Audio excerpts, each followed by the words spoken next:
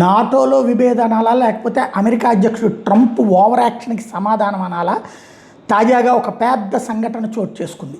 జర్మనీలో ప్రజలు ఎప్పటి నుంచో నాటో నుంచి బయటకు వచ్చేద్దాం, మనం రష్యాతో ఉందాం, ఎందుకంటే రష్యా నుండి వచ్చినటువంటి గ్యాస్ పైప్ లైన్ల ద్వారా భారీగా సంపాదించుకుంది జర్మనీ. కానీ రష్యా ఉక్రెయిన్ యుద్ధం తర్వాతన చివరికి ఆ పైపుల్ని కూడా ధ్వంసం చేయించేసింది అమెరికా అన్నటువంటి విషయం తెలియదు. ముందు రష్యానే పేల్చేసిందని అమెరికా తప్పుడు మాటల్ని నమ్మింది జర్మనీ. వాస్తవంగా జర్మనీ కూడా తనకి సంబంధించిన సైన్యాన్ని కూడా, తన ఆయుధాలను కూడా ఉక్రెయిన్కి పంపించింది. ఇప్పుడు ట్రంప్ కొన్ని అతి పిచ్చ వేషాలు వేస్తున్నాడు కదా, అందులో జర్మనీలో అమెరికన్ ఎయిర్ బేస్ గత 80 ఏళ్ల నుంచి ఉంది, 70-80 ఏళ్ల నుంచి ఉంది.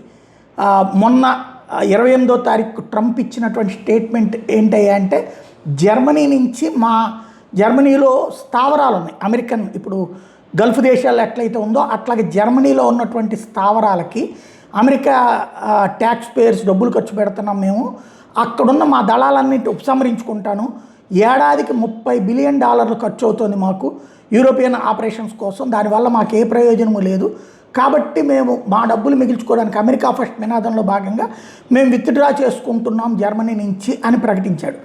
ఇది ఒక సంచలనాత్మకమైనటువంటి అంశం, ఎందుకంటే అమెరికాకి సంబంధించినటువంటి ముఖ్యమైన నాటో బేస్ జర్మనీలో ఉన్నటువంటి రమ్స్టిన్ దగ్గర ఉంది.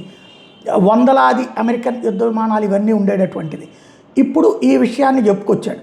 అయితే జర్మనీలో ఆల్రెడీ విప్లవాత్మకమైనటువంటి ఉద్యమాలు చేస్తున్నట్టు ఏఎఫ్టీ లీడర్ తినో చ్రుపల్లా కీలకమైన డిమాండ్ చేశాడు. అరే, మీ సైన్యాన్ని తీసుకుపోవడమే కాదు, మీ సైనికులు కూడా, అంటే మీ సైనిక స్థావరం ఖాళీ చేసి మీ వెపన్స్ తీసుకుపోవడమే కాదు, మీ సైన్యాన్ని కూడా తీసుకుపో, ఒక్కడు కూడా అమెరికా సంబంధించినోడు మా దేశంలో ఉండాల్సిన అవసరం లేదు, మీకు సంబంధించిన మొత్తం తీసుకుని వెళ్ళిపో, మీ అణ్వాయుధాలు, అమెరికన్ అణ్వాయుధాలు కూడా జర్మనీలో నిల్వ చేస్తున్నాయి, అవి కూడా తీసుకుని వెళ్ళిపో, అమెరికన్ ప్రెజెన్స్ మా దేశంలో ఉండటానికి వీల్లేదన్నటువంటి డిమాండ్ చేసుకొచ్చారు.